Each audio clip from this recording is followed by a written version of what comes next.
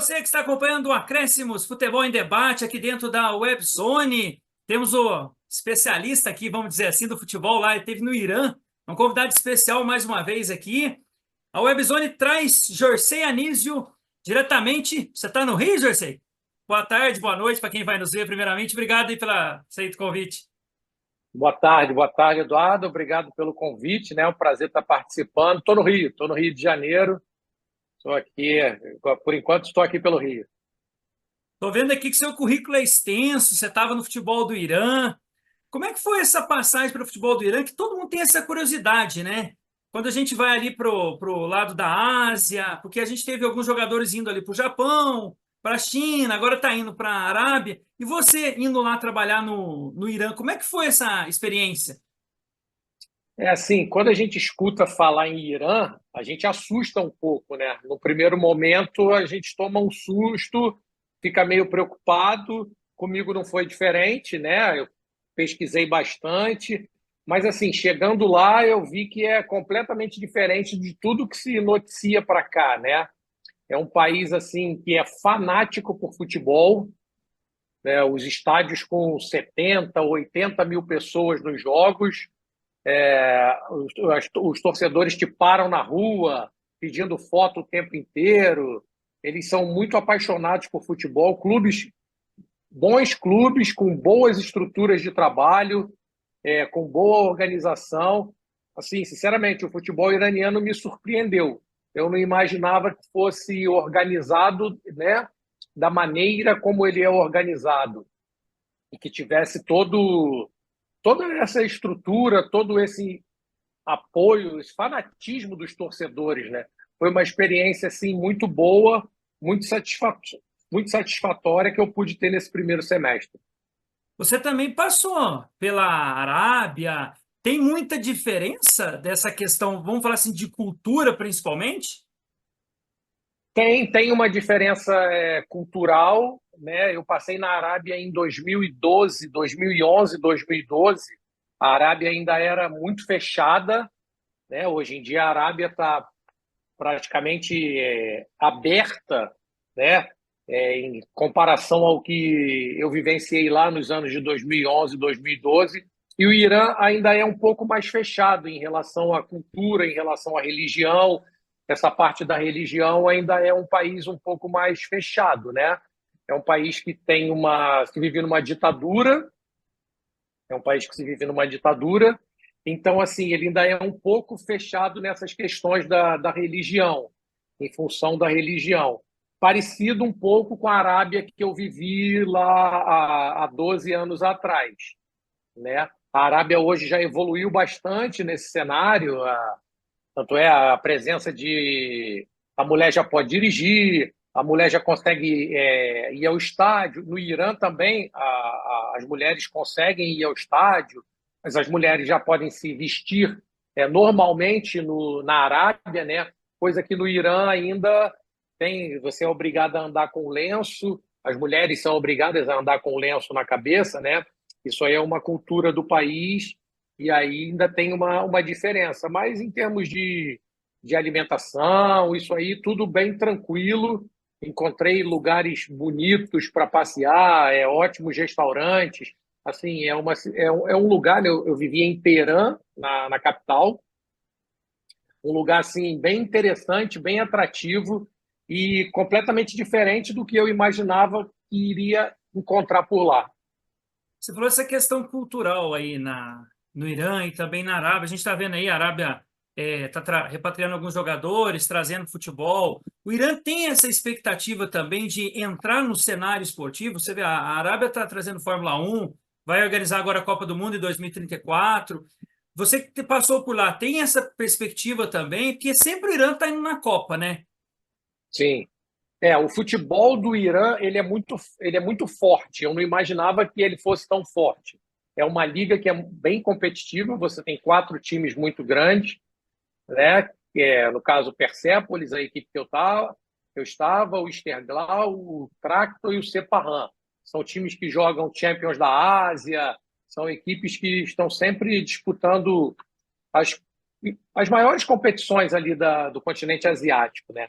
Em termos dos outros esportes, eu ainda acho que ainda está um pouco distante em relação à Arábia Saudita, né?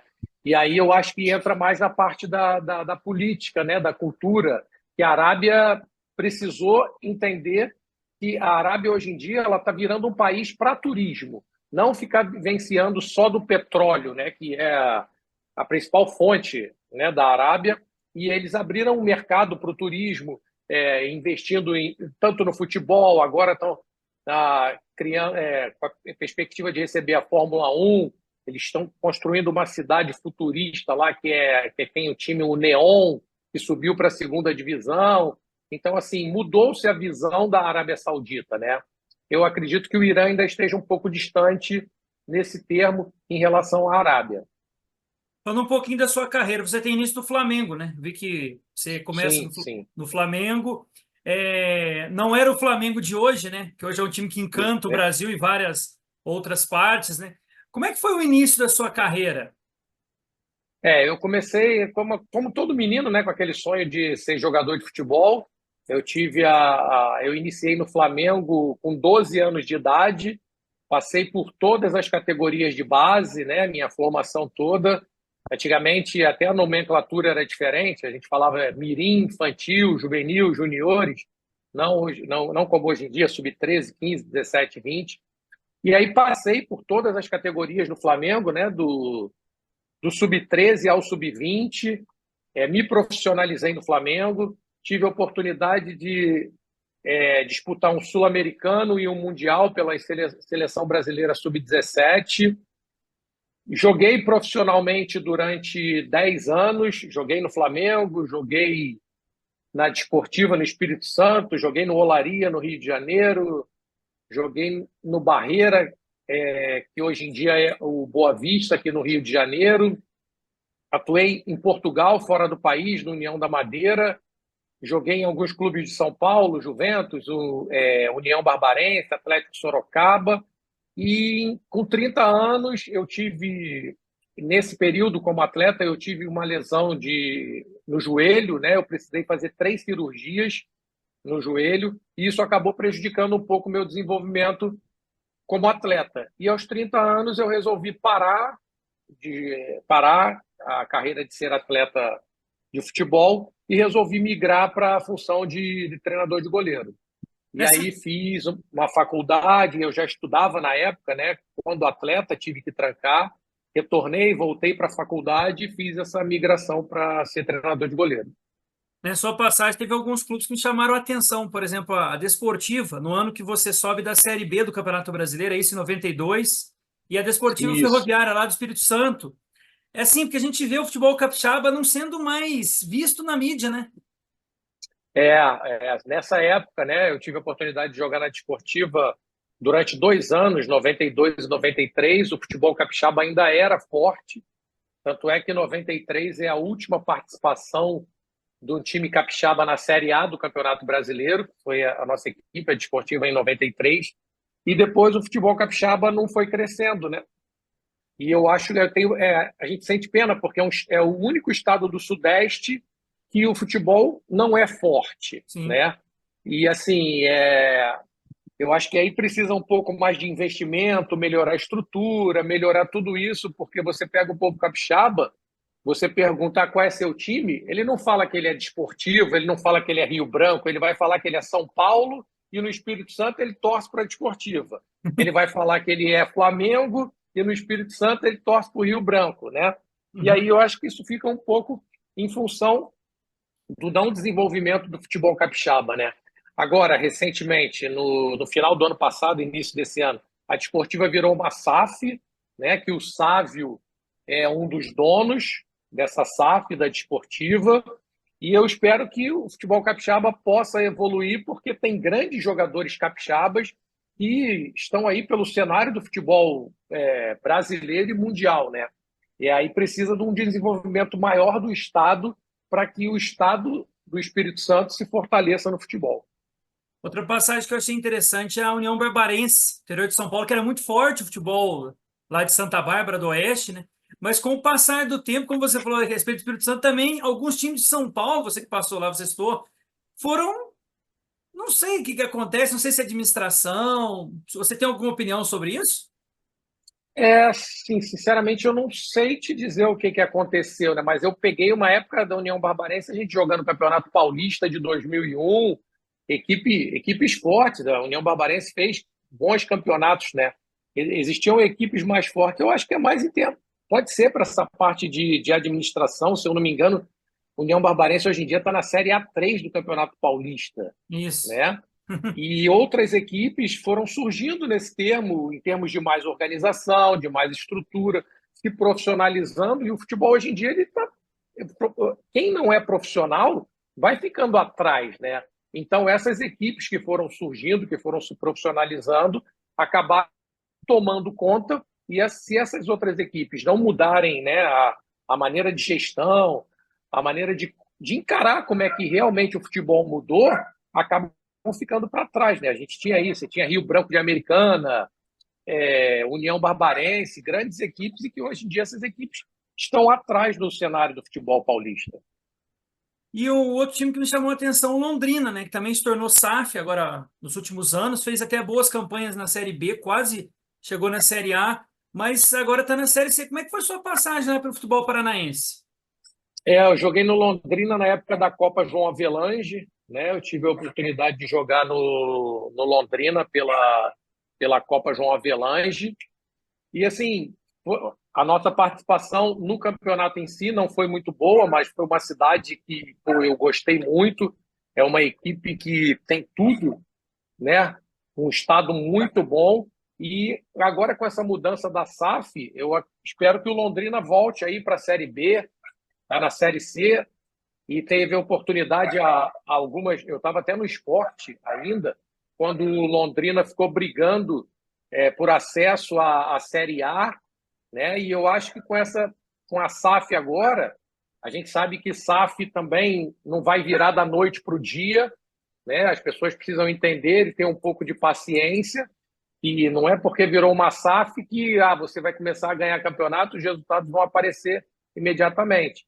Mas eu acredito que são pessoas sérias, né? Tem o Guilherme Belitani, que foi presidente do Bahia, que é um cara super competente, é um dos gestores dessa SAF do Londrina. E eu acredito que o Londrina, aos poucos, ele vai voltar a fazer parte aí do cenário do futebol brasileiro. Você falou do esporte, né? Uma equipe também que sempre figurou ali na Série A, mas tem passado algumas dificuldades na Série B também, né, Marcelo? Sim, eu trabalhei durante quase 4 temporadas no esporte, né? Foram 3 anos e meio, saí no final do ano passado. Jogamos Série B 2020, não, Série A 2020, 2021, caímos em 2021 e os 2 últimos anos ali brigando pelo acesso, mas não conseguindo o acesso, né? E aquele detalhe, assim, cada ano a Série B ela está ficando mais difícil e mais competitiva, né? Antigamente tinha uma coisa que acabou de alguns anos, que era os clubes que desciam da Série A para a Série B, eles mantinham no primeiro ano o orçamento da Série A. Então a maioria desses clubes, quando caíam, eles batiam e voltavam, É. né? Porque ficava uma coisa até desproporcional. Você jogava uma Série B com um orçamento de Série A diferença era absurda em relação aos outros clubes.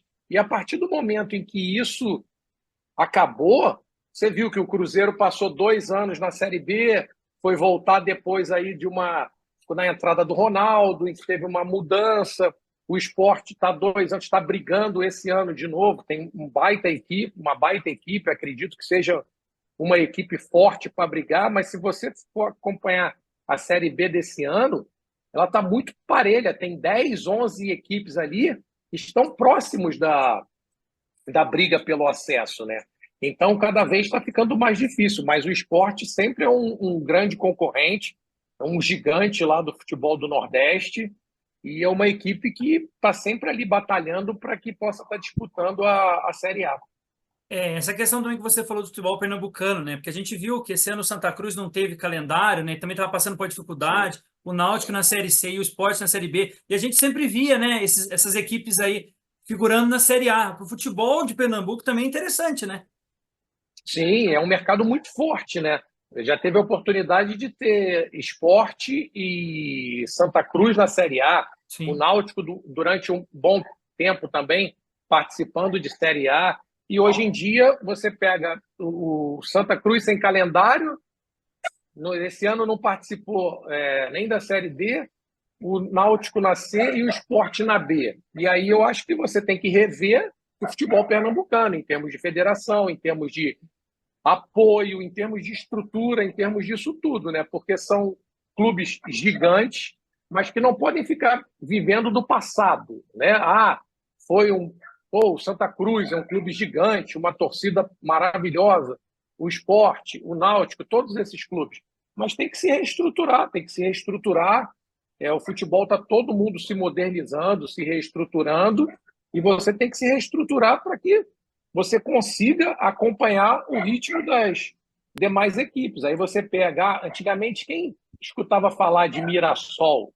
Ninguém, mas você vai no Mirassol, um baita CT do Mirassol, um baita estádio, é uma equipe que está ali sempre brigando para estar disputando a briga no Paulista e vem brigando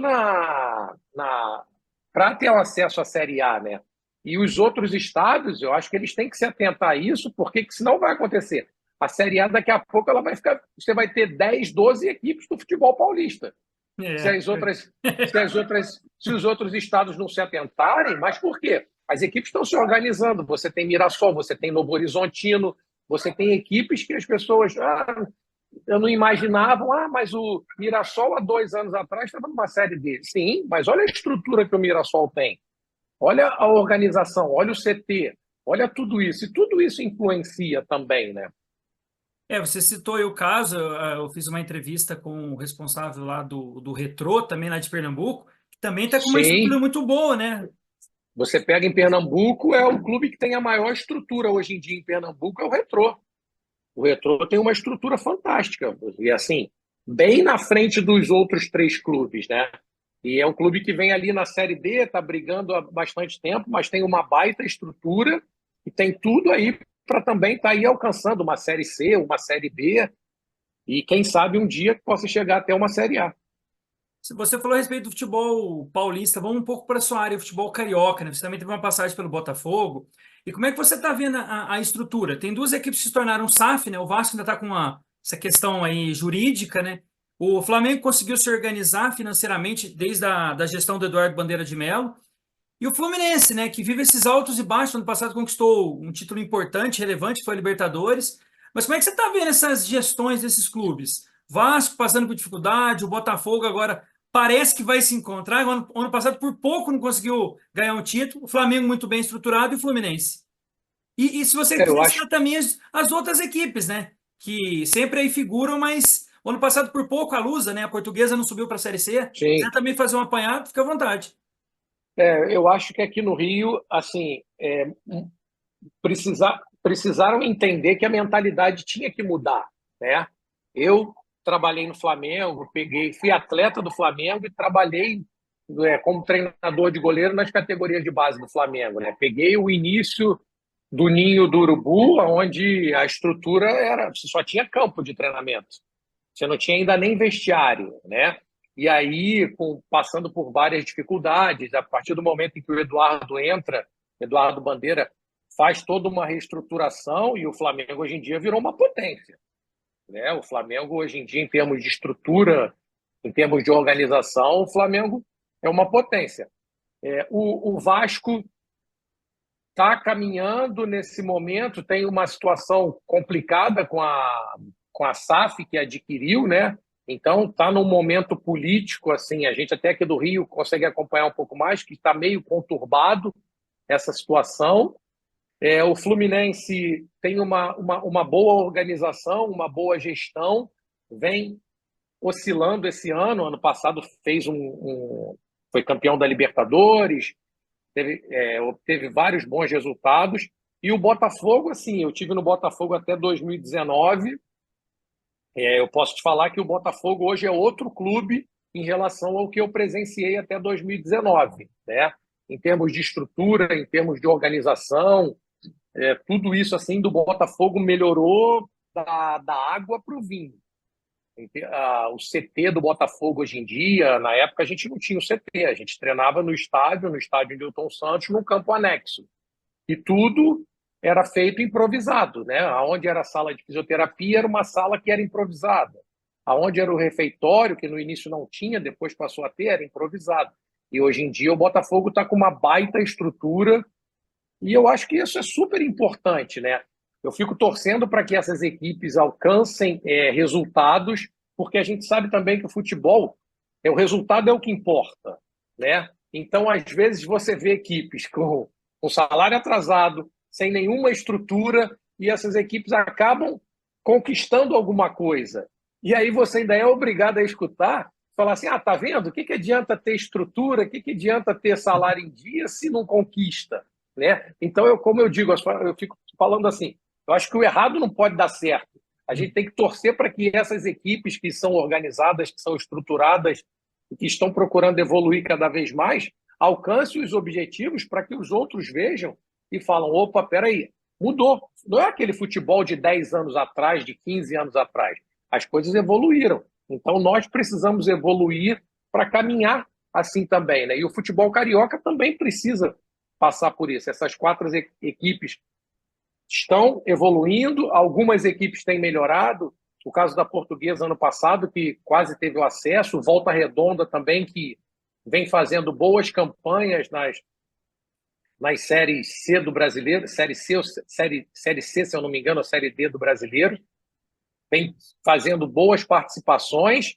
Então, assim, essas equipes e outras equipes precisam entender que esse é o caminho, né? Eu acho que não tem mais caminho para o amadorismo no futebol, para improviso, para nada disso. O mais importante é você ser organizado, é você se estruturar e saber que os resultados também não vão acontecer do dia para a noite. Mas a partir do momento em que você tem uma organização, uma estrutura, eu acho que fica mais perto de que esses resultados aconteçam. Fala um pouquinho da sua área. Como é que você resolveu, depois de sair do profissional, você contou a questão aí sua, virar treinador de goleiros? O que que te chamou a atenção? O que que você viu que poderia contribuir mais que na sua época você não conseguiu adquirir de conhecimento, vamos dizer assim? Assim, eu, né, apaixonado pela posição de goleiro, e quando eu fiquei pensando em migrar para uma outra área, eu falei, eu acho que eu vou me encontrar dentro da questão de treinamento de goleiro, né? E aí procurei estudar, porque uma coisa é você ser atleta e a outra é você virar treinador, né? Não é porque você foi atleta que você sabe ensinar.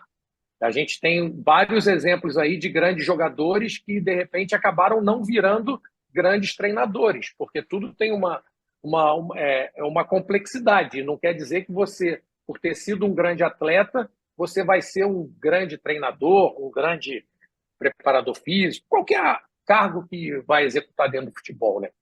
Eu acho que o mais importante é você tem que se qualificar, você tem que estudar, você tem que se preparar, né?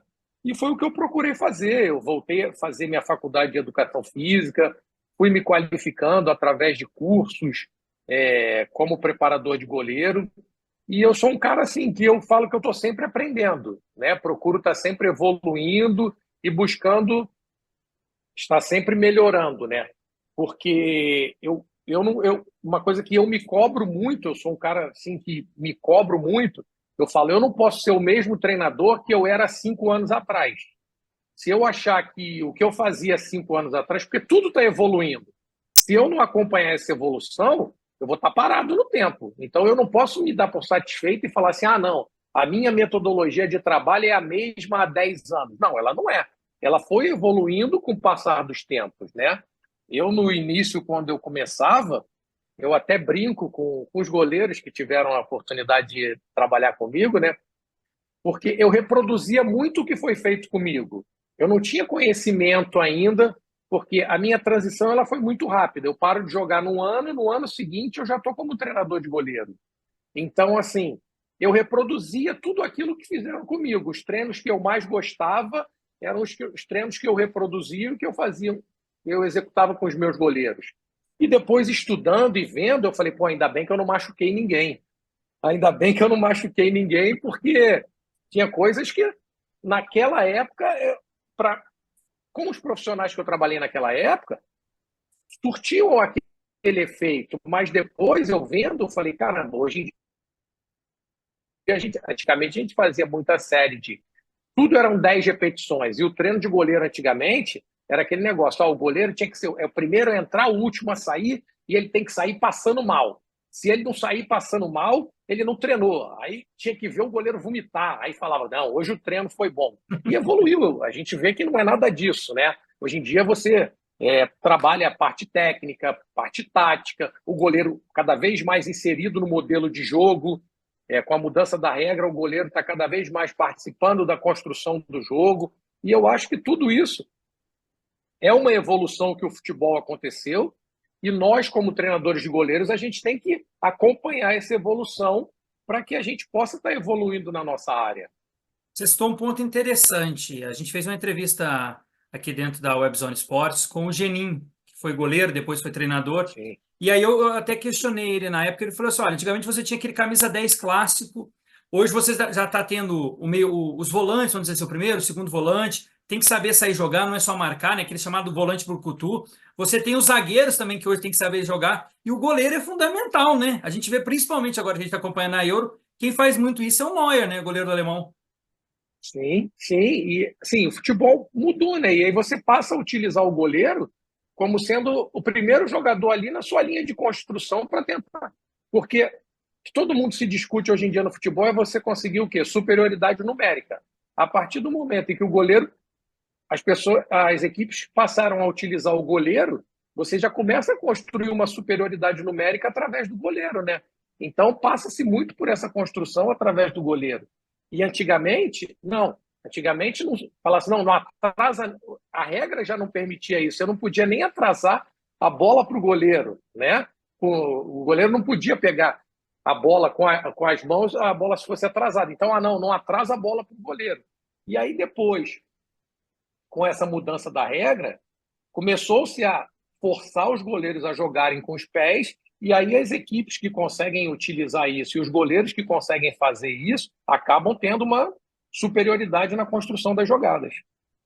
Você, quando está lá na preparação de um goleiro, como é que você vê a característica dele? Que ele vai ter que utilizar mais os pés, saída mais rápida. Como é que é esse trabalho do dia a dia? Assim, o meu trabalho, eu dependo muito do treinador com que eu estou trabalhando, né? Mas uma coisa eu não deixo passar. Por exemplo, eu posso trabalhar com um treinador que ele gosta de fazer um jogo muito apoiado e que ele vai executar o goleiro para fazer a construção. Eu vou eu vou intensificar mais esses trabalhos para que o meu goleiro possa fazer essa construção, para que o meu goleiro possa participar. Mas posso pegar um treinador também que goste de fazer mais de ligação direta, que não seja muito adepto dessa construção, que jogue de repente com o bloco mais baixo para poder fazer uma transição. Mas o que eu falo, eu tenho que trabalhar o goleiro para todas as situações, principalmente no futebol brasileiro, que a gente sabe como é que é a rotatividade de treinador. Então eu não posso estar trabalhando. Eu pego um treinador que não gosta de que o goleiro faça a construção, mas eu na hora do meu trabalho ali, eu tenho que fazer algumas situações para que o goleiro faça, porque a partir do momento, por mais que o treinador não goste, em algumas situações a bola vai chegar para ele e ele tem que saber como se comportar no momento em que a bola chegar, né? Mas eu vou adaptando o meu trabalho de acordo da maneira do modelo de jogo do treinador. Você trabalhou com vários treinadores, né? A gente está vendo muito essa questão Sim. do Brasil, que tem mais treinador estrangeiro que brasileiro. Até tem uma brincadeira, né? Se você habla, você está bem. Se você não habla, você não está bem. Como é que você vê essa questão do mercado? Os treinadores brasileiros estão ficando atrás? É uma questão deles ou pegou e tem muita. Vamos pôr um pouco do nosso lado da mídia também, que fica impulsionando. Não, tem que trazer um treinador estrangeiro. Porque a gente vê isso na seleção, né? Que não está passando um bom momento. Não, vamos trazer um estrangeiro. Vamos trazer um estrangeiro. Você que já trabalhou no Brasil e fora dele, como é que você vê essa questão? Eu acho que isso foi importante, essa entrada dos treinadores estrangeiros no brasileiro foi importante para que os treinadores brasileiros ligassem um alerta e começassem a se qualificar, começassem a estudar, porque a gente tinha muito um ar de superioridade. O Brasil é o país pentacampeão do mundo, a gente sabe de tudo. E a gente viu que não é assim, que as coisas não funcionam dessa maneira. Então, a partir do momento em que houve esse início da entrada dos treinadores estrangeiros aqui no Brasil, eu acho que os treinadores brasileiros ligaram meio que um alerta e falaram: opa, peraí, a gente tem que procurar se qualificar, e isso foi bom. O que eu sou contra é que muito as coisas aqui no Brasil elas são muito por modismo, né? A gente teve uma época em que os treinadores, o treinador antigo era que dava resultado. Vamos dar um exemplo. O Abel ganhou um campeonato, então tem todos os clubes, nós vamos contratar um treinador antigo. E aí você não vê critério, você vê que as pessoas vão pelo modismo. Aí depois teve a questão dos treinadores emergentes, né? Os treinadores que eram, citar exemplo de, eu trabalhei com o Jair Ventura no Botafogo, que era um auxiliar que foi efetivado e que foi muito bem. Aí você teve o caso do Zé Ricardo, no Flamengo, era um auxiliar que foi efetivado e foi muito bem. E aí todos os clubes, o treinador antigo ele já não serve mais. Tem que ser agora o treinador emergente. Aí depois passou para o treinador estrangeiro. Não, só serve treinador estrangeiro. Eu acho que o que serve é a competência do profissional. Independente se ele fala, se ele habla ou se ele fala, né? Eu acho que o mais importante é você ver a competência do profissional. Se o profissional é competente, não importa a nacionalidade dele. Eu acho que isso é que é o mais importante. E eu sinto, por uma questão da imprensa, existe uma paciência muito maior quando se é com o estrangeiro do que quando se é com o treinador local. Isso aí é notório, né? A gente acompanha e é notório. Se é um treinador brasileiro, a cobrança já é diferente. O treinador estrangeiro ele não está adaptado, ele ainda não se adaptou. Eu acho que o tratamento teria que ser igual para todas as situações e o mais importante é a competência do profissional. Independente da nacionalidade, a competência do profissional que é o mais importante, porque eu tive a oportunidade de trabalhar lá fora também. Então, pela competência do meu trabalho, não é porque eu falava. Então, eu acho que a competência, se é português, e é um bom profissional, ótimo, ok. Pode ser argentino, pode ser italiano, pode ser a nacionalidade que for. E os brasileiros têm que se qualificar, mas eu queria muito que o tratamento fosse igual. E aí eu vejo que por parte da imprensa, e até de alguns clubes também, o tratamento não é igual. Porque você vê alguns clubes em algumas situações que quando chega um treinador estrangeiro, tem clube que entrega a chave do clube. Entrega a chave do clube e aí os resultados não acontecem e aí depois, quando esse treinador sai, o que ele deixou de legado? O que ficou? Não ficou nada. Então, acho que tem que ser uma questão que não importa a nacionalidade, o que importa é a competência do profissional. Teve algum técnico que te chamou a atenção na maneira de dar o treino, na maneira de gerenciar o ambiente, a gestão de grupo, que é muito utilizado hoje? Se quiser citar nome, sim, fica à vontade. Você achou que contribuiu para o desempenho daquela equipe? Que às vezes também não depende muito do treinador, né? Às vezes é um bom Sim, treinador, tem um bom trabalho, mas o time não rende. As peças não se encaixam. sim. Sim, já trabalhei em grupos de a gente ter tido um baita grupo com um bom treinador e as coisas não andarem, as coisas não fluírem, né? E outros não. Mas, assim, vários treinadores, né? Eu tive a possibilidade de trabalhar com vários treinadores. É um treinador que eu particularmente gosto muito, é do Jair. O Jair tem uma gestão de grupo muito boa, né? Ele fez um trabalho aquela vez lá no Botafogo, em que a gente teve uma recuperação fantástica, saindo ali brigando. A gente termina o turno, quando ele assume, a gente estava na zona do rebaixamento e depois dá uma arrancada, classifica para pré-Libertadores e isso tudo. E depois eu fui ter a oportunidade de trabalhar com o Jair 4 anos depois no esporte, e aí acompanhando a gestão de grupo dele. Assim, é um cara que tem uma gestão de grupo que eu acho que é o mais importante hoje em dia, né? Porque taticamente todo mundo sabe um pouco. Todos os treinadores, sua maneira de jogar, sua metodologia, mas taticamente todo mundo entende um pouco. Mas eu acho que o mais importante é você gerir o grupo, né? É você ter essa gestão, é você conseguir administrar o ambiente. Por quem está jogando, aquele ditado que a gente fala, você tem 11 satisfeitos, você hoje em dia no banco você tem mais 11 que aí você tem sempre 3 ou 4 que geralmente entram, então esses aí, e tem aqueles que a gente sabe que não vão entrar, mas são fundamentais para um grupo, e eu acho que o importante é o treinador saber gerir tudo isso. Além do grupo de atletas, ele saber gerir a sua comissão técnica, os staffs dos clubes hoje em dia, eles estão ficando cada vez maiores, e aí você ter essa gestão toda, eu acho que isso aí é fundamental para o treinador. Eu acho mais importante até do que o conhecimento tático dele dentro de campo. Você sempre é convidado por algum treinador, o clube te contrata, como é que é feita essa ligação para você começar a trabalhar numa equipe? Não, assim, depende. Eu já fui para alguns clubes por convite de treinador, né? Como também já fui, acho que a maioria das vezes, por convite do próprio clube. Por convite do próprio clube, a maioria dos clubes em que eu trabalhei, houve um contato do clube e eu acabei indo. Em algumas situações eu fui por convite do treinador, mas a grande maioria foi contato do clube diretamente comigo. A gente está chegando quase no final dessa entrevista. Eu gostaria de que você fizesse uma análise como é que você está vendo a questão do futebol internacional. A gente está tendo a Eurocopa e também a Copa América. Você está vendo alguma coisa de diferente que eles podem trazer de benefício hoje para a sua profissão e para os preparadores de goleiro? Eu acho que, assim, principalmente na Eurocopa, né, a gente vem vendo a questão dos goleiros cada vez mais jogando com os pés, os goleiros cada vez mais sendo utilizados nessa construção de jogada.